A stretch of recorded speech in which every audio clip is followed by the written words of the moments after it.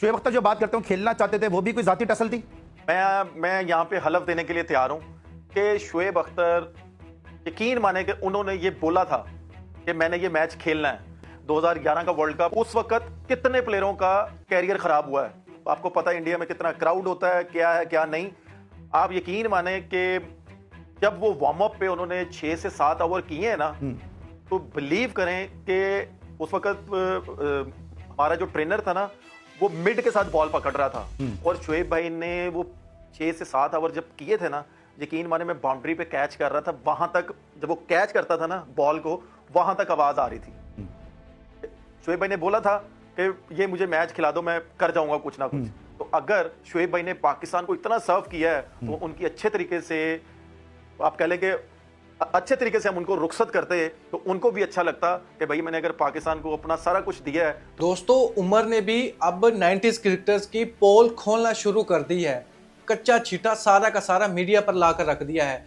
आपको उमर अकमल के एटीट्यूड से मसला हो सकता है, उमर अकमल की इंग्लिश से मसला हो सकता है, लेकिन उमर अकमल की परफॉर्मेंस से मेरे ख्याल से आई थिंक आपको मसला नहीं हो सकता। उमर अकमल जिस इंटेंट से खेलता था उस टाइम पर, उमर अकमल ने कच्चा छीटा इस तरीके से खोला है कि ये बोलने के लायक नहीं रहे 90s के क्रिकेटर वाले। उस वक्त मुझे ये कहा जाता था कि तुमने क्या T20 शुरू कर दी है टेस्ट मैच में, जब मैं खेल रहा होता था, और मुझे बोला जाता था कि भाई तुमने वनडे शुरू कर दी है।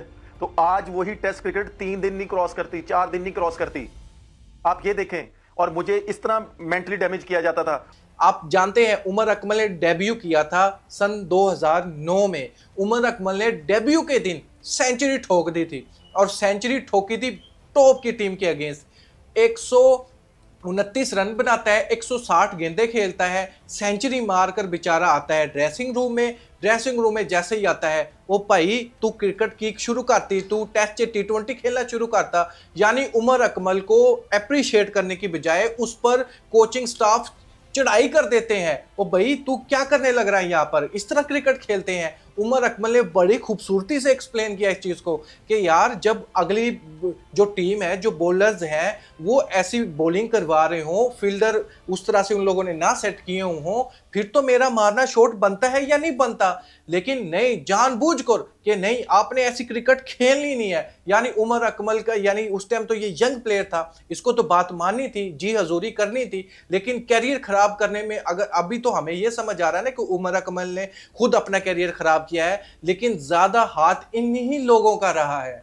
और मैं इस तरह, जैसे आपने बोला कि डेब्यू में शेन बॉन्ड बॉल कर रहा था, अगर वो मुझे बाउंसर कर रहा है, उसने स्क्वायर लेग पीछे नहीं ली, उसने स्क्वायर लेग ऊपर नहीं ली, अगर मुझे पीछे वाला बॉल नजर आ रहा है, अगर वो 3 बॉल पीछे कर रहा है, तो मुझे अगर कॉन्फिडेंस है अपने आप पे, तो मैं अगर उसको 3 चौके मार रहा हूं, मैं 100 करके बाहर आ रहा हूं, बजाय मुझे अप्रिशिएट करने के, और मुझे आगे से आप ये समझ लें अब्यूजिंग की जा रही है कि तू की T20 शुरू करता भी अंदर।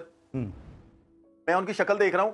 उमर अकमल का मजीद कहना था कि जैसे ही सेकंड टेस्ट मैच आया, वहां पर मैं जल्दी आउट हो गया, लेकिन तब भी मुझे तंज किया गया। यार कोचिंग स्टाफ को ऐसे अपने बच्चों के साथ करना चाहिए। यार ये तो बच्चे होते हैं, इनको तो सिखाना पड़ता है, इनको साथ लेकर चलना पड़ता है, उनकी हर चीज, एक एक चीज का ख्याल करना पड़ता है। लेकिन वो कोचिंग स्टाफ 90s का आप सभी समझते हैं, वो था वकार यूनुस। फिर दूसरे टेस्ट मैच में जब मैं आउट हुआ हूं, हाँ किधर गई भाई तेरी T20, और मैं शक्ल देख रहा हूं कि यार ये क्या कर रहा है कोचिंग स्टाफ मेरे साथ, कि यंगस्टर के साथ ऐसा करते हैं। ये आप इसमें देख सकते हैं वकार यूनुस कब कब पाकिस्तान टीम की कोचिंग संभाली है उसने। लेकिन इसी दौरान उमर अकमल का डेब्यू हुआ था टेस्ट मैच, लेकिन वकार यूनुस ने जानबूझकर उमर अकमल को तंग किया। वकार यूनुस वाहिद ऐसा प्लेयर है पाकिस्तान टीम की तरफ से, 90s का ऐसा क्रिकेटर है जो पाकिस्तान के, जो ये 2000 के बाद जितने भी ये प्लेयर आए हैं उनके अगेंस्ट ही रहा है। उसका पंगा मोहम्मद आमिर के साथ रहा, उमर अकमल के साथ रहा, शाहिद अफरीदी के साथ रहा, इतने ज्यादा लड़कों के साथ वकार यूनुस का पंगा रहा। फिर उमर अकमल को जो हौसले देने वाले थे वो हमारे कोचेज नहीं थे, ना क्रिकेट बोर्ड की कोई मैनेजमेंट नहीं थी वहां पर। वो जो इर्द गिर्द के जितने भी प्लेयर थे, उन्होंने, जो सीनियर प्लेयर थे जैसे यूनुस खान हो गया या शाहिद अफरीदी हो गया, इन लोगों का उमर अकमल ने नाम लिया कि इन लोगों ने मुझे हौसला दिया। कामरान भाई ने मुझे हौसला दिया, जिसको देख के मैंने क्रिकेट स्टार्ट की, उसने मुझे हौसला दिया कि ये कोचिंग स्टाफ है ही ऐसा। यानी हम क्या करें यार, अपने बच्चों पर बिलीव क्या करें जब हमारे 90s के क्रिकेटर हमारे बच्चों के साथ, जब ऐसे जो फ्यूचर स्टार थे हमारा, उनका कैरियर खत्म करने के लिए अहम रोल अदा कर रहे हैं, और आज मीडिया पर आकर बोलते हैं कि ये टीम ऐसे है वैसे है। फिर तो शर्म आनी चाहिए इन लोगों को। उमर अकमल ने आगे जाकर वीडियो में यह भी इंकशाफ किया कि मैं मीडिया पर आकर नाम भी ले सकता हूं। वकार यूनिस का उसने नाम लिया और उसने ये भी कहा कि आप लोगों ने ठेका लिया हो या पाकिस्तान टीम दा, तीनों भरावां ने खेलना वा। भाई वो परफॉर्मेंस दे रहे तो खेलते हैं ना। आप मुझे बताएं, आपने पीएसएल को फॉलो किया होगा तो सबसे ज्यादा सेंचुरी लगाने वाला कौन सा बैट्समैन है? स्टार्टिंग में सेंचुरी किसने लगाई? कामरान अकमल ने लगाई। उमर अकमल किस इंटेंट से खेलता है आप सबको पता है। कामरान अकमल के इंटेंट के बारे में पता है, उमर अकमल के इंटेंट के बारे में पता है। अदनान अकमल को टेस्ट क्रिकेट खेलने ही नहीं दी जा रही थी, वहां पर उसको भेज दिया जाता। इवन बलोचिस्तान क्रिकेट टीम के पास और जो डोमेस्टिक टीम है उनमें भेज दिया, वहां पर भी 2 से 3 कीपर भेज दिए ताकि ये खेल ही नहीं सके। यार इतनी ज्यादा कैंपेन चीज लाई जाती, उस टाइम भी कैंपेन चलती थी। वकार यूनिस का सरेआम नाम लिया उमर अकमल ने। देखिए, इसमें तो मैं आपको यहाँ पे खुले लफ्जों में कहता हूँ कि मैंने अपनी आंखों से और अपने कानों से सुना था। मैं यहाँ पे नाम जरूर लूंगा वकार यूनिस साहब का, कि वकार यूनिस साहब मुंह पे कह रहे थे कि भाई सारी क्रिकेट तुसी भरावां ने लैनी है। दोस्तों देख लिया आप लोगों ने 90s के क्रिकेटर किस तरह पाकिस्तानी प्लेयर्स का कैरियर खत्म करने में अहम रोल अदा कर रहे थे। इन लोगों को अब ये जितने भी टीवी शो हैं इन पर बैठकर बात नहीं करनी चाहिए, ये एक्सपोज हो चुके हैं। अब तो बिल्कुल भी नहीं बात करनी चाहिए। ऐसे कोई बोलता है किसी भी अपने यंग प्लेयर के साथ, ऐसे बोलता है कि तुसी ठेका उठाया हुआ? कितनी घटिया बात करते हैं। कभी कहते हैं केले ते जानवर खांदे ने, बंदर खांदे ने, कभी क्या। यानी पाकिस्तान टीम को नीचे गिराने में इनको बहुत मजा आता है। किसी और को मजा आए ना आए, इनको तो बहुत मजा आता है, क्योंकि ये अपनी इंजॉयमेंट मेरे ख्याल से इस चीज से मुसल्लत कर ली है कि अगर ये होता है तो हमें खुशी मिलती है। और फिर बोलते हैं कि यार पाकिस्तान को तो हम बहुत ऊपर रखते हैं। कहाँ का ऊपर रखते हैं जब हमारे यंग प्लेयर के इंटरव्यू आप लोगों के सामने पड़े हुए हैं? या तो फिर मीडिया पर आकर आप क्लियर करो कि ये बात नहीं है।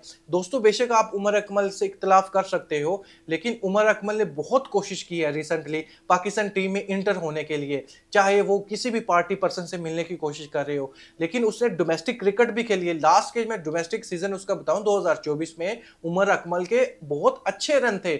आई थिंक 500 कुछ उसने रन किए थे, 10 मैचेस से भी कम मैचेस थे उसके। लेकिन डोमेस्टिक में परफॉर्मेंस देने के बावजूद उसको पिक नहीं किया जाता।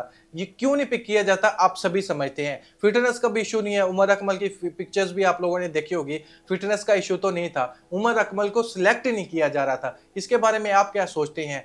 क्या ये जो उमर अकमल स्टेटमेंट दे रहा है इस पर आप कितना एतबार करते हैं? और वकार यूनिस कितनी बड़ी ज्यादती कर रहे थे, ये तो मुझे लग रहा है, क्योंकि उसका एटीट्यूड ही ऐसा है। उसका एक लड़के से पंगा नहीं हुआ, उसके पाकिस्तान के कई प्लेयर्स के साथ पंगा हुआ है। तो इसलिए मुझे तो यकीन है। अपनी राय कमेंट बॉक्स में मुझे जरूर बताएं। Thank you.